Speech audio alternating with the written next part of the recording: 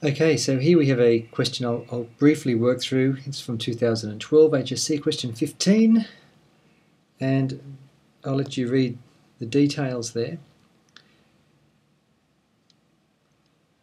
Okay, part 1, write down an expression for the amount owing after 2 months. So there's the first month. Now what happens is, after the first month, the loan amount gets some interest. Now don't forget, interest comes from here, 6%, but that's per annum, so we need to work that in terms of months. So I've divided that by 12 to get 1.005. So the loan balance gets some interest, and then I make a repayment. So the interest comes first and then the repayment comes out.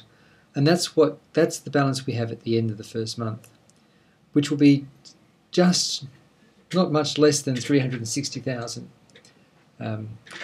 Now, part 2, here's the second month. The second month, well, we have another interest amount on whatever was in at the end of month 1, and then we take another repayment away. So what happens is this times this, and this times this, and that's where we get this one squared. This one, M, the first month has now, well, technically received some interest, and there's the most recent repayment. And that's all the expression you need for part 1. It doesn't need to be factorised or anything like that. Part 2 shows that the monthly repayment is approximately that much. Okay, well, after 300 repayments, a couple of things we know. That there is 300. Now don't forget, this first repayment that we made all the way back at the beginning has only got 299 applications of interest, because we paid it after the first, right back here, right, we paid that M after the first application of interest. So, right, so, sorry about that. So it's got 299, 298, 297, etc.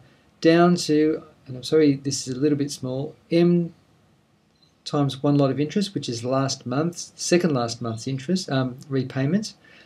And here's the last repayment. And of course that last repayment doesn't have any interest because it pays out the loan. Okay, we find our geometric series, and when you've got this sort of question, just evaluate it straight away. Okay, don't put this expression back into the equation.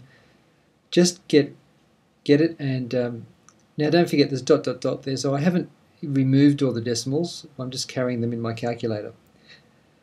Also, I'm going to evaluate this thing here, and so this is where this number comes from. It's just over 1.5 million minus M times 692.99, and of course it equals 0 because we're paying off the loan.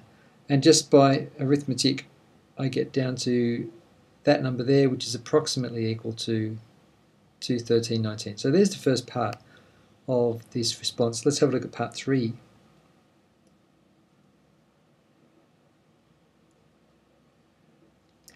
Okay, part 3 goes like this.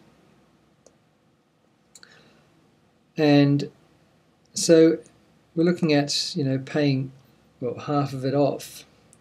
So now I'm going to use an equal sign here for the moment and then worry about the inequality after I've solved it. So here's the expression. Now this time we've got n's involved. Here's my geometric series. Now of course I have to put that in terms of this because I haven't got the n anymore. I can't evaluate that. So I'm going to multiply everything by times 0.005, and that will cancel out that, and that's going to get timesed, and that's going to get times. Now just a couple of things, be careful when you're multiplying. I've seen a student, when we were talking about this, make a mistake and have 9,000 and 18,000. Don't make silly mistakes. 0.005, get it right, and we get this expression here. Now because we've got a bracket here, don't forget we're trying to get the ends together, so we expand this. Minus that times that gives me that, and minus is a plus. Okay, then we just subtract 2319.5 from both sides, and I get that answer there. And what I've done in this section here is that I've said 1,800 of those things minus 2,319 of those things. So they're like terms, and there's where the -5 go away. Just ignore that down the bottom. That's where this stuff comes from. Try and get rid of that. Okay. Now, we'll keep going. So divide both sides by -519 to get +2. So I've swapped, notice I've swapped sides here, so that this came over to the left. That is that. Now the log, take the logs of both sides, which I know you don't know very well yet, but we'll see this later. N equals the log of this over the log of this. And the answer is 201. Now I'll move this up. Okay, so what we end up with is if I get 201.36, well, that means at the 201st month I was still above 180,000. So on the 202nd month I then have a balance less than 180,000. So just approach this, with some careful structure. It's going to take a little while to get out, but just be careful. And most of these questions are similar. So good luck with the questions.